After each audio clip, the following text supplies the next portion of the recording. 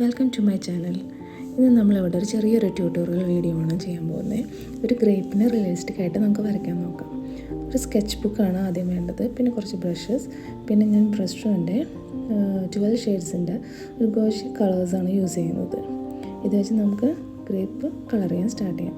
First white, ultramarine blue and scarlet red, ഈ 3 paint എടുക്കാം.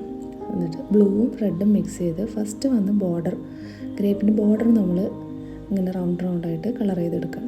പിന്നെ അതിൻ്റെ സെൻറ്ററിൽ വന്ന് കുറച്ച് വൈറ്റ് മിക്സ് ചെയ്ത്, വൈറ്റും ബ്ലൂവും റെഡും ഇത് 3 മിക്സ് ചെയ്ത് പർപ്പിൾ ഷെയ്ഡ് ആക്കുന്നവരെ പല ഷെയ്ഡുകൾ മിക്സ് ചെയ്തെടുക്കുക പർപ്പിളിൻ്റെ തന്നെ.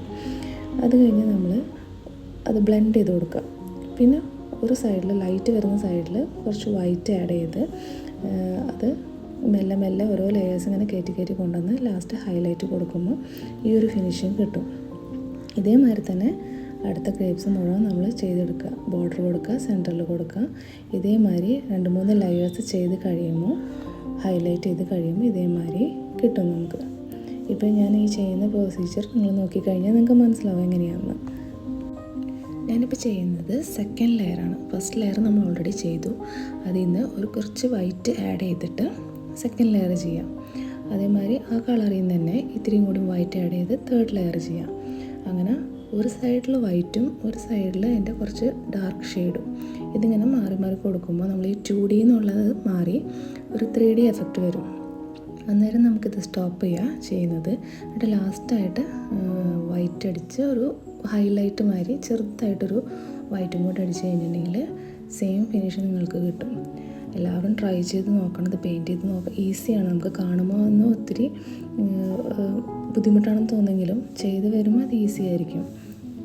ഓരോ പ്രാവശ്യം നമ്മൾ വൈറ്റ് എടുക്കുമ്പോഴും അത് ബ്ലെൻഡ് ചെയ്യണം. അപ്പോൾ ബ്രഷ് ഇച്ചിരി വെറ്റാക്കിയിട്ട് ഒരു ഡ്രൈ ക്ലോത്തിൽ തുടച്ചിട്ട് ബ്ലെൻഡാക്കി കഴിഞ്ഞിട്ടുണ്ടെങ്കിൽ ആ വൈറ്റ് ബ്ലെൻഡായി പൊയ്ക്കുള്ളൂ. അങ്ങനെ പിന്നെ ഹൈലൈറ്റ്, ഏറ്റവും ലാസ്റ്റത്തെ ഹൈലൈറ്റിൽ മാത്രമാണ് ഇച്ചിരി നല്ലോണം പെയിൻ്റ് എടുത്ത് അവിടെ നമ്മൾ ഹൈലൈറ്റ് കൊടുക്കേണ്ടത്. ഞാനിവിടെ യൂസ് ചെയ്തിരിക്കുന്നത് ഗുവാർ കളേഴ്സാണ്. ഇത് പേപ്പറിലാണ് വരയ്ക്കുന്നത്. മാറ്റ് ഫിനിഷ് ആയിരിക്കും. ഇത് ഡ്രൈ ആയി കഴിഞ്ഞാലും നമുക്ക് വെറ്റാക്കിയിട്ട് അതിനെ റീപെയിൻറ്റ് ചെയ്യാൻ സാധിക്കും. അതായത് മിസ്റ്റേക്സ് ഉണ്ടെങ്കിൽ തിരുത്താൻ പറ്റും. അതുകൊണ്ട് തന്നെ ബിഗിനേഴ്സിന് ഇത് വളരെ നല്ലതാണ്. അടുത്ത നമ്മൾ ലീവ്സാണ് ചെയ്യാൻ പോകുന്നത്. അതിന് ഞാൻ എടുത്തിരിക്കുന്ന colours viridian, yellow ochre and lemon yellow. വിർഡിയനും യെല്ലോ ഓക്കറും മിക്സ് ചെയ്ത് നമ്മൾ ഗ്രീൻ ലീവ്സിൻ്റെ ബോർഡറിൽ അടിക്കണം. ഉള്ളിൽ വന്ന് കുറച്ചും കൂടിയും ലെമൺ യെല്ലോ ആഡ് ചെയ്ത് ലൈറ്റാക്കിയിട്ട് അടിക്കാം. അതേമാതിരി 2 ലീവ്സ് അടിച്ചെടുക്കുക, 2 കോട്ടും അടിക്കാം. സ്റ്റെമ്മിന് വന്ന് ബേൺ സിയന്നയും ബ്ലാക്കും മിക്സ് ചെയ്ത് അടിച്ചിട്ട് അതിൽ യെല്ലോ ഓക്കർ കൊണ്ട് ഡിസൈൻ കൊടുക്കുക. ലീവ്സിൽ നിന്നുള്ള സ്റ്റെമ്മിന് ഒരു ലൈറ്റ് ഗ്രീനും കൊടുക്കുക. അതുമാതിരി ലീവ്സിൻ്റെ ബോർഡറൊക്കെ ഒന്നും കൂടി ബ്ലാക്കിഷ് കൊടുത്ത് ഡാർക്കാക്കി വെയിൻസ് വരയ്ക്കുക. ലൈറ്റ് ഗ്രീൻസ് വെച്ച് വെയിൻസും വരച്ച് കഴിഞ്ഞിട്ടുണ്ടെങ്കിൽ ഓൾമോസ്റ്റ് ഈ പിക്ചർ ഫിനിഷായി.